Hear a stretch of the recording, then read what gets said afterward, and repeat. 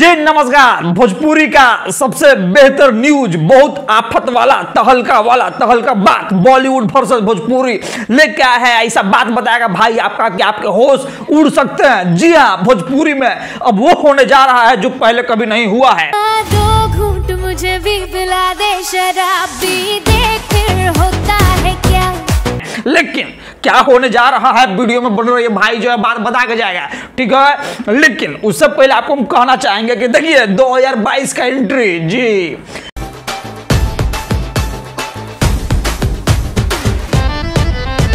2022 आ गया है, तो भाई का फर्ज बनता है कि अगर आप हमें देख रहे हैं तो आपको जो हम 2022 के लिए शुभकामना जी हैप्पी न्यू ईयर 2022 दे दे। इसलिए जो है हमारे सभी भाइयों को मैं कहना चाहूंगा कि हैप्पी न्यू ईयर, मस्त रहे, खुश रहे, व्यस्त रहे और जहां रहे दुनिया में भैया तबाही तहलका तूफान मचाते रहे।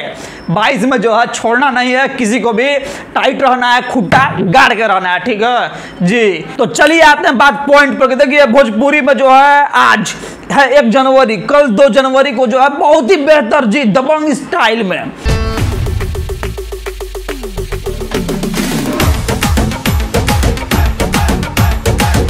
जी हाँ, दबंग स्टाइल में जैसे सलमान खान का स्टाइल है बॉलीवुड में, वही स्टाइल में जो है तूफान तहलका तबाही के साथ जी बिल्कुल।